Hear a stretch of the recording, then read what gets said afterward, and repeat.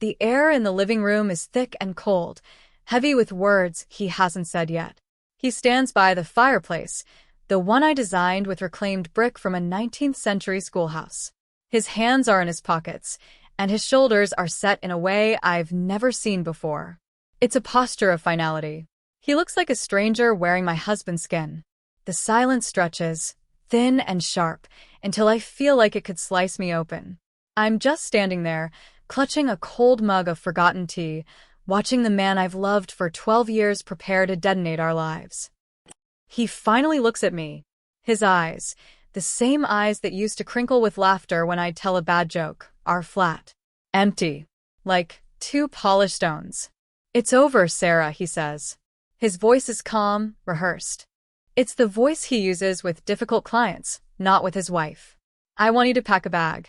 You can arrange for a moving company to get the rest of your things later. I think it's best if you're gone by tonight." My mug slips. It doesn't shatter, just hits the Persian rug with a dull, muffled thud. Tea splashes across the cream-colored wool, a dark, ugly stain. I don't even flinch. I can't feel my hands. I can't feel anything except a roaring in my ears. He wants me to pack a bag. Leave the house. My house. The house I drew on napkins in a coffee shop on our 3rd date. The house whose every beam and joint I know by heart because I put them on paper myself. He says it so easily, like he's asking me to take out the trash. He misinterprets my silence as weakness, as shock that will curdle into tears. A flicker of something, pity, maybe impatience, crosses his face. "Look, this isn't easy for me either," he lies. "But Chloe and I were happy. We want to start our life together. Here. Here. In my home." The word hangs in the air between us, a toxic little puff of smoke. My mind clears. The roaring in my ears subsides, replaced by a crystalline, perfect calm. The shock recedes, and something else takes its place. Something cold and hard and heavy. It settles deep in my gut, a block of ice. I don't cry. I don't scream. I don't beg. I just nod, a slow, deliberate movement. His shoulders relax slightly. He thinks he's won. He thinks this is the end of the fight. He has no idea. The war is just beginning. I turn and walk to the oak secretary desk in the corner, the first piece of custom furniture I ever built. My hands are steady as I pull open the top drawer. Inside, nestled between stacks of stationery, is a thick manila folder. I take it out. The paper feels cool and solid in my hands. Real. I walk back to him, my heels clicking softly on the hardwood floors I chose, stained, and sealed myself. I stop in front of him, so close I can see the faint stubble on his jaw, smell the faint, unfamiliar perfume that clings to his shirt. Chloe's perfume. I hold out the folder. He looks at it, then at me, a crease of confusion between his brows. "What's this? Your list of demands?" "Don't bother, my lawyer will handle everything."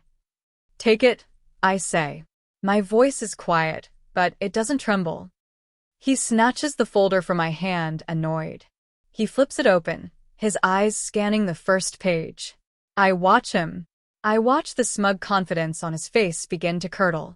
I watch his eyes widen, darting back and forth, reading faster now, desperately. I watch the color drain from his cheeks, leaving behind a pale, waxy sheen. I watch his hand, the one holding the papers, begin to shake. He looks up at me, his mouth opening and closing silently, like a fish gasping for air. The smug, powerful man from 30 seconds ago is gone. In his place is a terrified little boy who just realized the monster under the bed is real. This is a joke," he finally chokes out. "No, Mark," I say, my voice still quiet, still even. "It's not a joke. It's an eviction notice. You were right about one thing. Someone is packing their bags tonight. But it isn't going to be me. If you've ever felt the ground crumble beneath your feet, tell me in the comments. I read every single one. And if you haven't already, please subscribe. It helps more than you know." 12 years ago, this house was just a dream sketched on a cocktail napkin. We were at a little Italian place in the North End, celebrating my graduation from architecture school. Mark had just been made junior partner at his firm. We were young, and the future felt like this vast, sunlit highway stretching out before us. He was talking about investments and portfolios, his eyes alight with ambition. I was talking about sightlines and cross-ventilation, and the way morning light should fall across a breakfast nook. "We'll build it one day," he'd said, grabbing my hand across the checkered tablecloth. "Our fortress. A place they can't touch." He always talked like that, like the world was a hostile force we had to defend against. At the time, I found it romantic. Us against the world. He was the numbers guy. Practical, grounded, a rock. I was the dreamer, the artist. He said we made a perfect team. He would build the financial foundation, and I would build the physical one. We found the perfect plot of land a few years later, a forgotten little acre at the end of a winding country road, dotted with old-growth oak trees. It was more than we could afford, but Mark made it happen. He called it creative financing. I didn't ask questions. I was too busy drawing. For 2 years, that house was my entire world. I obsessed over every detail. I argued with contractors. I sourced materials myself, driving for hours to find the perfect salvaged flooring or a specific type of slate for the roof. Mark was busy, always busy, climbing the corporate ladder. He'd come to the site on weekends, wearing pristine loafers that were ruined in minutes by the mud and sawdust. He'd look at the rising skeleton of wood and drywall and nod, a proprietary look on his face. "Good," he'd say. Solid investment. He saw it in terms of equity and resale value. I saw it in terms of soul and memory. I saw the kitchen where we'd teach our future kids to bake cookies. I saw the window seat where I'd curl up and read on rainy afternoons. I saw the master bedroom where we'd grow old together. I poured every ounce of myself into those walls. My career took a backseat. I turned down offers from promising firms to oversee the project. I told myself it was worth it. This wasn't just a job, it was our life. When it was finally finished, it was breathtaking. It wasn't a McMansion, it was a home. It breathed. It was filled with light and warmth. It was perfect. We moved in, and for a while we hosted dinner parties where our friends would marvel at the design. Mark would stand with his arm around me, beaming with pride, and say, "My wife, the genius," and I would glow. I started my own small business out of the garage I designed to be a workshop. I made custom furniture. It started as a hobby, a way to fill the beautiful rooms I'd created. But people noticed. Friends of friends started calling, asking for commissions. It wasn't much money, but it was mine. It was a piece of my identity separate from being Mark's wife or the designer of our perfect house. Mark called it my little arts and crafts project. He'd say it with an indulgent smile, but there was an edge to it. A subtle dismissiveness that pricked at my confidence. "Don't tire yourself out with that stuff, honey," he'd say. "We don't need the money." He made it sound like I was playing, like my work wasn't real. Still, I persisted. The feel of sanding a piece of walnut until it was smooth as silk, the smell of sawdust and varnish, the satisfaction of creating something beautiful and functional with my own hands, it was a quiet rebellion. It was my own small fortress within the larger one we'd built together. The first cracks in our foundation were so small, I almost missed them. They were hairline fractures, the kind you can paint over and pretend aren't there. It started with his phone. It used to live on the kitchen counter, face up. Then it started living in his pocket, face down. Then it had a passcode he needed for work. Late-night conference calls became a regular thing. He'd take them in his home office, the door firmly shut. When he came out, he'd smell faintly of expensive scotch and an anxiety I couldn't place. "Everything okay?" I'd ask. "Just work stuff. You wouldn't understand," he'd say, a new wall between us with every syllable. He used to tell me everything about his work. He'd complain about his boss, celebrate his wins. Now it was a black box. Then came Chloe. He announced her arrival over dinner one night. He was swirling wine in his glass, not looking at me. "I hired a new personal assistant," he said. "The workload is just getting insane. Her name is Chloe. She's a real go-getter. Fresh out of business school. Hungry. The way he said her name, Hungry, sent a strange, cold shiver down my spine. I met her a week later. He brought her to the house to pick up some files. She was everything you'd expect. Young, probably 24.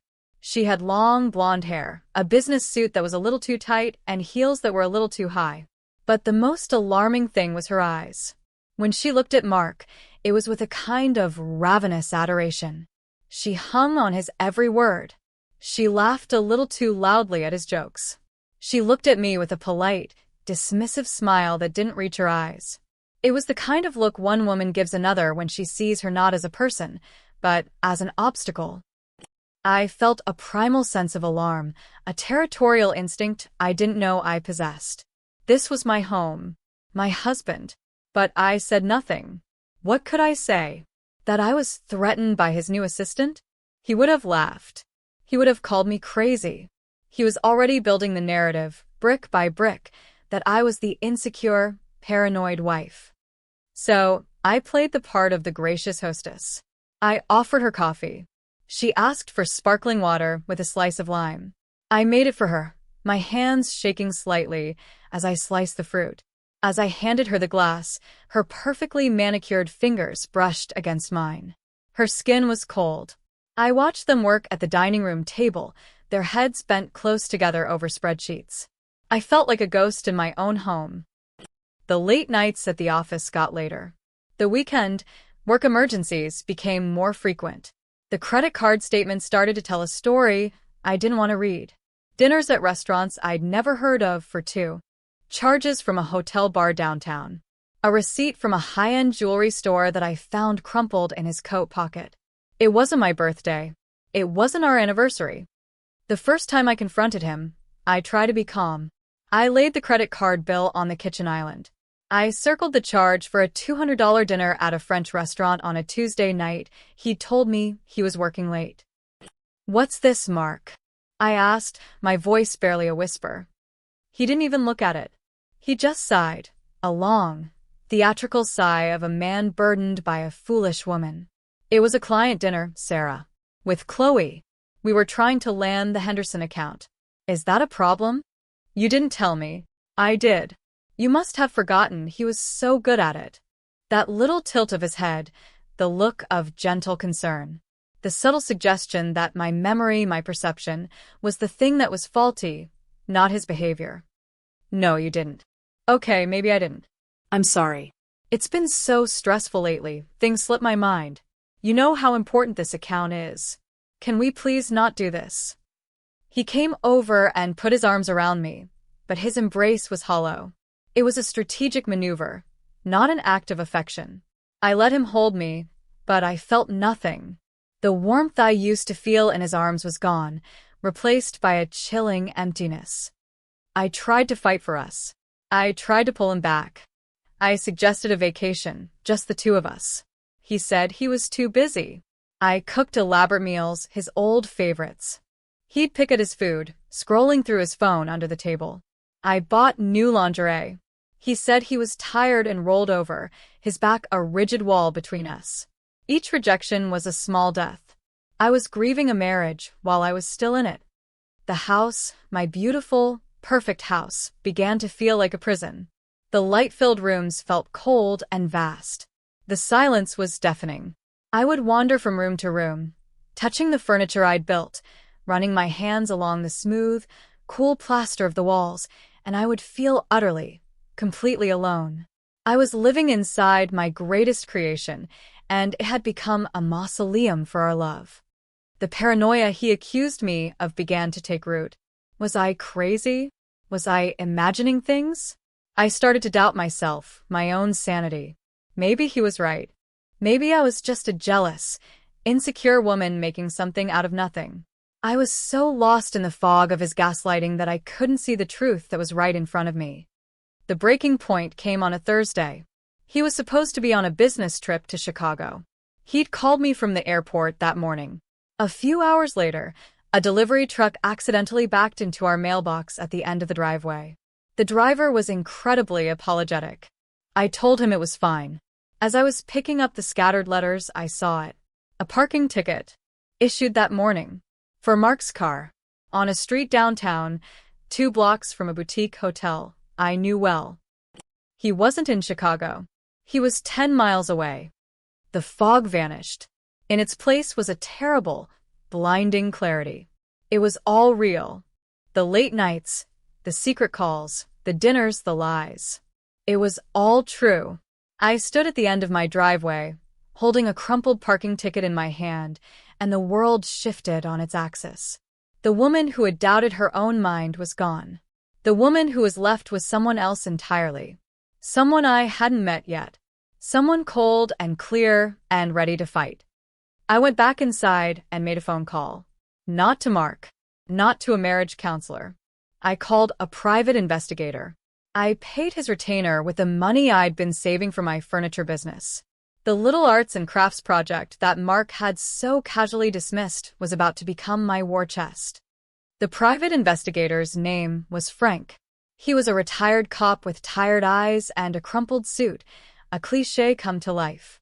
We met in a dingy coffee shop halfway between my house and his office. I felt like a character in a spy movie, my heart pounding as I slid into the sticky vinyl booth. I handed him a photo of Mark and Chloe I'd found on her public social media page. It was from a company retreat I hadn't been invited to. They were standing close, his arm around her waist, both of them smiling for the camera. They looked like a couple. "What do you need to know?" Frank asked, his voice a gravelly monotone. "Everything," I said. For the next 2 weeks, I lived a double life. By day, I was the dutiful wife, playing my part, pretending to believe Mark's stories about long hours and demanding clients. I'd kiss him goodbye in the morning and welcome him home at night, a hollow smile plastered on my face. Inside, I was a coiled spring of rage and grief. At night, I would lie next to him in our bed, the space between us a frozen chasm, and I would listen to him breathe, wondering who this man was. The intimacy we once shared felt like a violation. His touch, when it occasionally brushed against me by accident, made my skin crawl. Every afternoon, I would meet Frank in that same coffee shop to receive his report. He was efficient, methodical, and utterly discreet. The first report confirmed the affair. It was all there, in a neat little folder. Photographs of them kissing in the parking garage of his office building. Pictures of them going into the boutique hotel downtown, the same one from the parking ticket. Copies of hotel receipts, paid for with a credit card I didn't know existed. Seeing the proof in black and white was different from just suspecting. It was a physical blow. I had to excuse myself and go to the restroom, where I locked myself in a stall and choked back sobs, my body shaking so violently I had to brace myself against the graffiti-covered wall. It wasn't just the betrayal of his body. It was the sheer depth of the deception. The intricate web of lies he had woven, day after day, for months, maybe longer. The energy it must have taken. The contempt he must have had for me, for my intelligence, to think I would never find out. When I came back to the table, my eyes red and puffy, Frank just pushed a napkin dispenser toward me. He didn't offer pity, for which I was grateful. He just got back to business. "There's more," he said, tapping a different section of the report. "The financials. You said you were worried about your joint accounts." I nodded, my throat tight. "He says it's for investments. He's always handled the money." "Well, he's investing all right," Frank said, his voice laced with a dry cynicism. "He's been making regular, large-sum transfers from your joint savings to a personal account. An account only in his name. He opened it 6 months ago. He showed me the statements. 10,000 here. 15,000 there. Over and over. A steady bleeding of our future. Our retirement. The money we were saving for the children we talked about having. He was draining us dry. He wasn't just leaving me. He was planning to leave me destitute. The grief that had overwhelmed me moments before was flash-frozen, replaced by a glacial fury. This wasn't a crime of passion. This was a calculated, cold-blooded heist. I spent my evenings in my workshop, the one place that still felt like mine. I didn't work on my commissions. Instead, I worked on a massive, gnarled piece of oak I'd salvaged from a fallen tree on our property. I attacked it with a vengeance, chisels and mallets in my hands. I carved and shaped, not with a plan, but with pure emotion.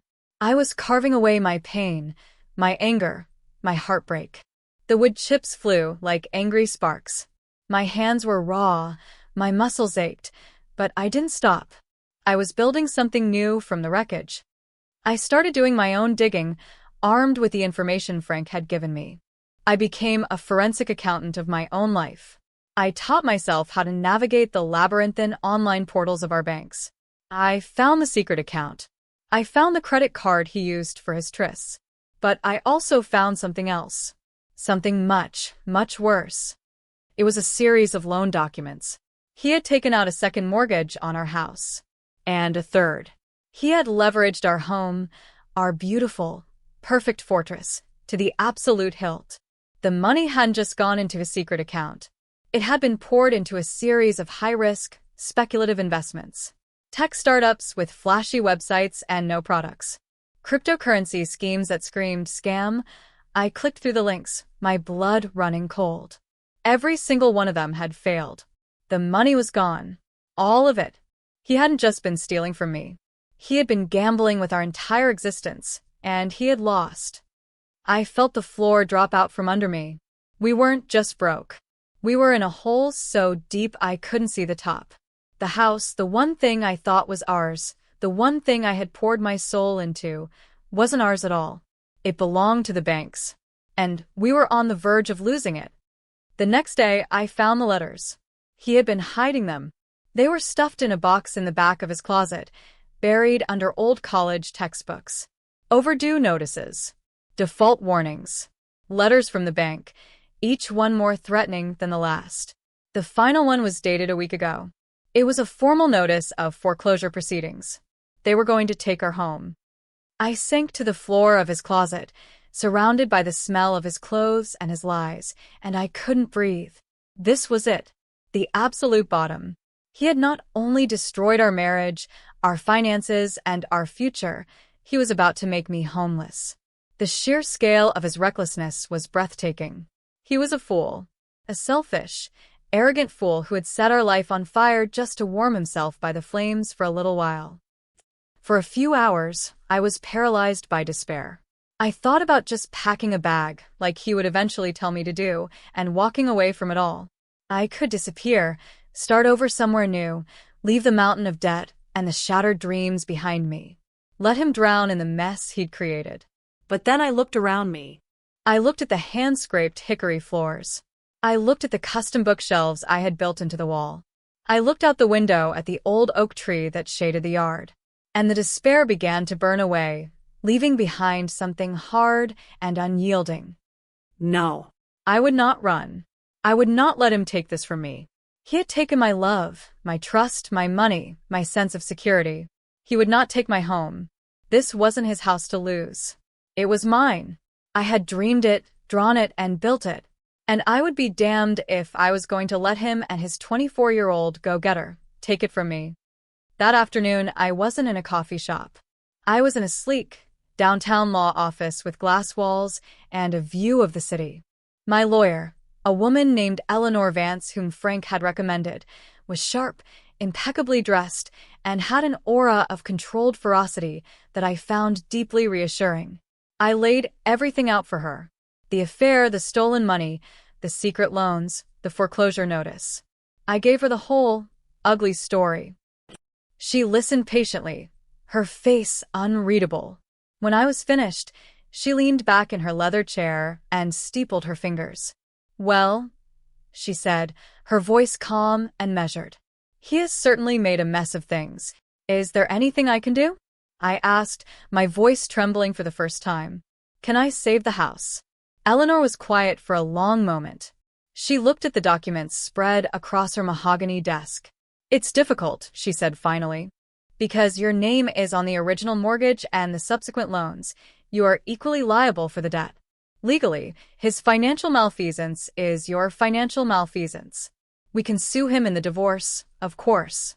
We can try to get a judgment against him for the money he's secreted away. But that account is likely almost empty, spent on his new life or lost in these investments, and a judgment is just a piece of paper if the person has no assets. He's effectively bankrupted you both. The hope that had flickered in me began to die. So, that's it? We lose the house. Ordinarily, that would be the most likely outcome, she said, her eyes boring into mine. The bank will foreclose. The house will be sold at auction, probably for less than what is owed. You and your husband will both be on the hook for the difference, and your credit will be destroyed for the next decade. It is, to put it mildly, a catastrophic scenario. I felt the air leave my lungs. Catastrophic. That was the word. However, she continued, leaning forward, there is a less conventional option. It is risky. It is expensive. And it will require a will of iron. I straightened up. Tell me, when a bank is holding a non-performing asset, a loan that's in default, they often don't want the headache of a full foreclosure process.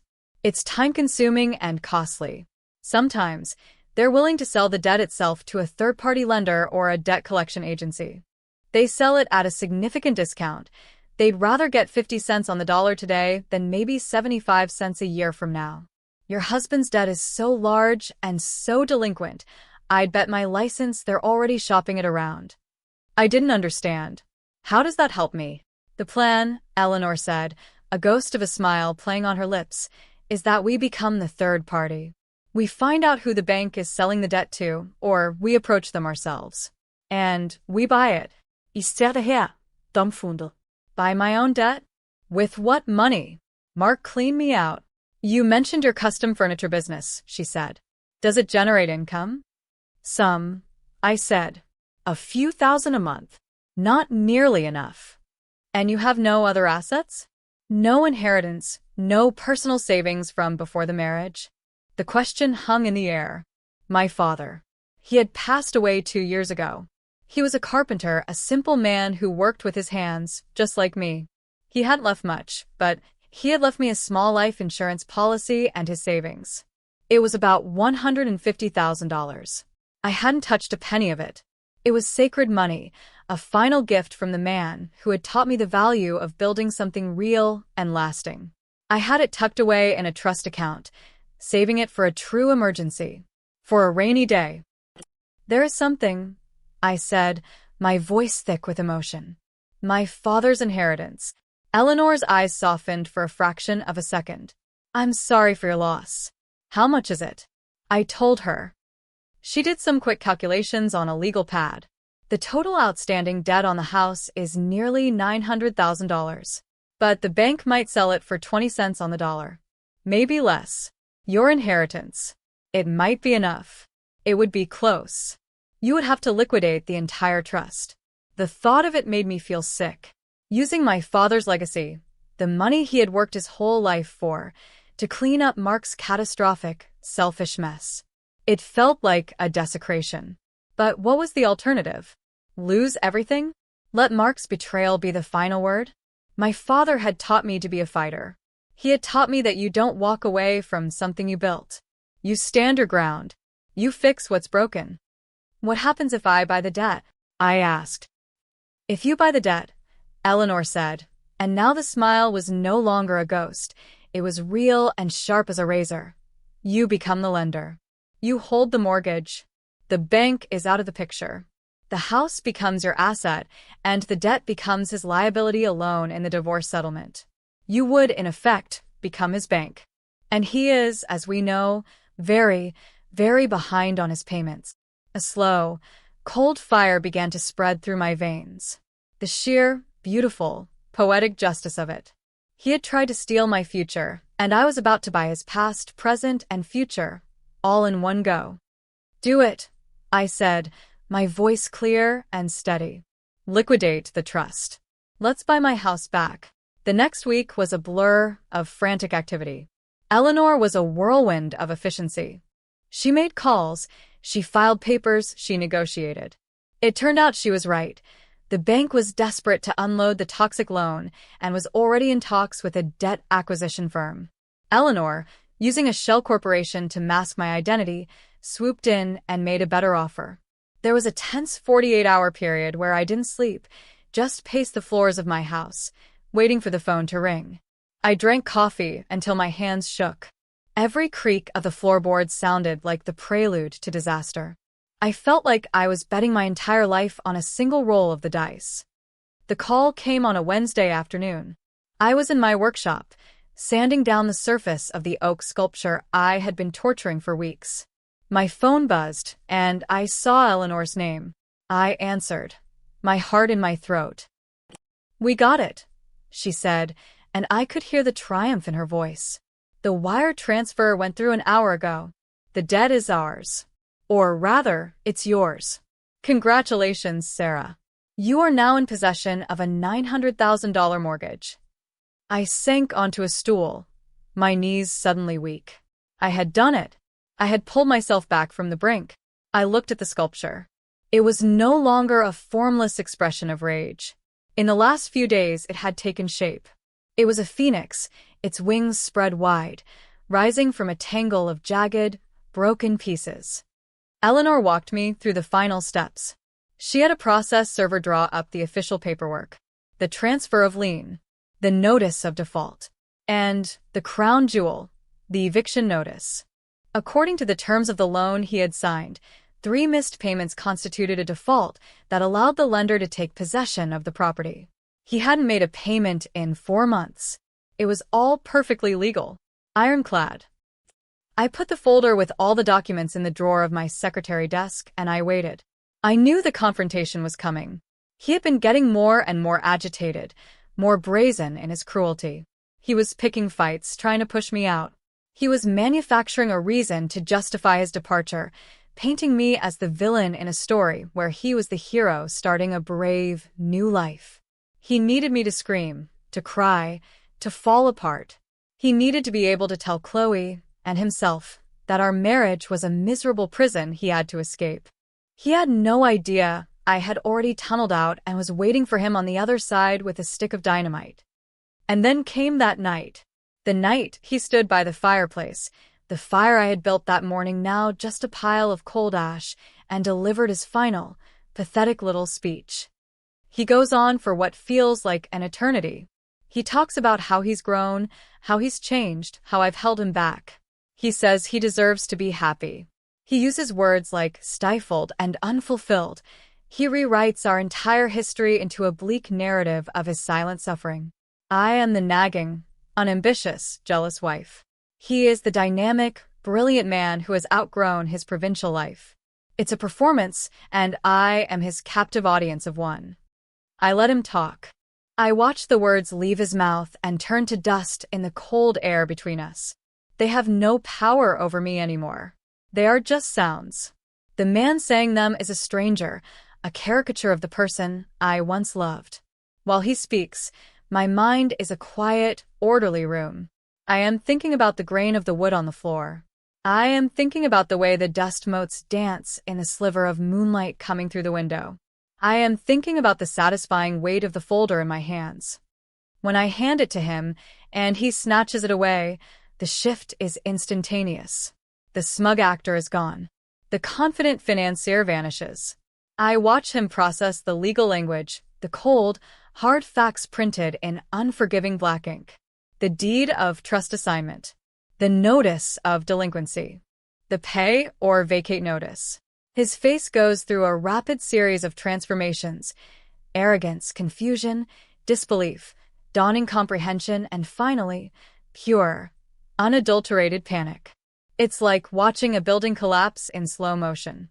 The proud facade crumbles, revealing the rotten, hollow structure within. "You can't do this," he stammers, the papers trembling in his hand. This is illegal." "Is it?" I ask, my voice soft. "You're the financial expert, Mark. You tell me. You signed the loan agreements. You agreed to the terms. I'm just the new management, here to enforce them. And you are, let's see." I tap a finger to my chin, feigning thought, 127 days in arrears. "That's a serious breach of contract." "Where did you get the money?" he whispers, his eyes wide with horrified disbelief. "My little arts and crafts project is more profitable than you thought," I say, a bitter smile touching my lips. And my father, a man who actually knew how to build things that last, was smarter with his money than you are with yours. Or rather, with ours. He shakes his head, trying to reboot his brain, trying to find an angle, a loophole. This is our house. Half of it is mine. Not anymore, I say, my voice hardening. It was our house. Then you gambled it away on foolish, greedy risks without telling me. You lost it, Mark. All I did was pick it up out of the gutter you threw it in. You don't own half of a house that's in foreclosure. You own half of a massive debt. A debt which I now hold. And since you have no income to speak of from your brilliant investments, and I imagine your salary will soon be garnished to pay for, well, everything, you have no way to pay me. So, the asset, the collateral for the loan, the house, reverts to me, the lender. I spell it out for him, slowly, clearly, using the kind of simple terms he used to use on me when explaining some financial concept he thought was beyond my comprehension. I watched the last bit of fight drain out of him. He slumps against the fireplace mantel, the one I designed, looking small and pathetic. Just then, there's a light tap on the front door. A moment later, it pushes open. It's Chloe. She's been waiting in his car, ready for her triumphant entrance. She steps into the foyer, a bright, predatory smile on her face, ready to claim her prize. Is she gone yet? She asks, her voice tinkling like cheap glass. Then she sees us. She sees the look on Mark's face. She sees the papers scattered on the floor where he dropped them. Her smile falters. What's wrong, babe? She says, her eyes darting between us. Mark doesn't answer. He just stares at me, his expression a mask of defeated rage. I turn to Chloe. I give her a slow, deliberate once-over. From her expensive shoes to her perfectly highlighted hair. I look at this woman who is so eager to step into my life, into my home, and I feel nothing but a distant, clinical pity. Mark was just leaving, I say, my voice ringing with a clarity and power I didn't know I possessed. He was just explaining that his financial situation has changed drastically. Weren't you, Mark? Chloe's eyes snapped to him, her expression hardening. The adoration is gone, replaced by a sharp, calculating glint. What is she talking about, Mark? He can't speak. He can only shake his head, a broken man. He doesn't have any money, Chloe, I say, my voice flat and final. He doesn't have a portfolio. He doesn't have a savings account. And he doesn't have this house. He has debt. A mountain of it. Is that the life you were planning on starting together? Here. I watch the calculation happen behind her eyes. I can almost see the mental abacus clicking as she reassesses her investment. The future she imagined, playing lady of the manor in my beautiful home, funded by my money, evaporates before her eyes. She looks at Mark, at his pale, sweaty face and his crumpled suit, and she doesn't see a powerful partner anymore. She sees a liability, a bad investment. She takes a slow step back, her high heels clicking on the floor. I should go, she says, not looking at him. She turns and walks out the door without a backward glance, closing it softly behind her. The click of the latch is the sound of Mark's new life ending before it even began. He is utterly alone now, stripped of his mistress, his money, and his power. All he has left is his pride, and I can see that crumbling to dust right before my eyes. He finally looks at me, and for the first time in a long time, I see something real in his eyes. Not love, not remorse, but fear. Pure, primal fear. He is terrified. And he should be. So, I say, gesturing toward the hallway. As you were saying, you need to pack a bag. You have 30 days to vacate the premises. But I prefer it if you were gone by tonight. The days that followed were a strange mixture of deafening silence and furious activity. Mark left that night. He didn't argue anymore. He just went upstairs, packed a single suitcase, and walked out of the house without another word. I watched from the window as he got into his leased luxury car, another debt he couldn't pay, and drove away down the long driveway, his taillights disappearing into the darkness. I didn't feel triumph. I didn't feel joy. I just felt quiet. The storm had passed, leaving behind a landscape that was irrevocably changed. The first thing I did was change the locks. The sound of the locksmith drilling out the old cylinders and installing new, gleaming brass ones was the most satisfying sound I had ever heard. It was the sound of security, the sound of a fortress being reclaimed. Then I began to purge. I went through the house room by room, a conquering general taking back her territory. I gathered up all of his things. His expensive suits, his collection of obnoxious watches, his golf clubs, his pretentious books on corporate strategy. I piled them all in the center of the stone patio out back. I didn't donate them. I didn't sell them. I built a bonfire. I stood there for hours, feeding his life into the flames, watching the smoke curl up into the twilight sky. It was a cleansing ritual. I was burning away the lies, the betrayal, the memory of his presence in my space. The smell of burning wool and leather filled the air. It smelled like freedom. The house felt enormous without him. The silence was a physical presence. At first, it was oppressive. Every creak of the floorboards made me jump. I would wake up in the middle of the night, my heart pounding, half expecting to see him standing in the doorway. The memories were everywhere, lurking in every corner like ghosts. The spot on the sofa where we used to watch movies.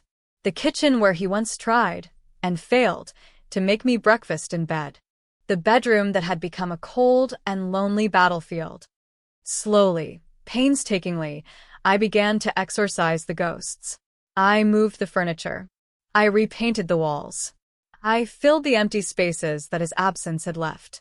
I moved my workshop from the garage into the large, sun-filled room downstairs that he had used as his home office. The room where he took his secret calls and wove his web of deceit.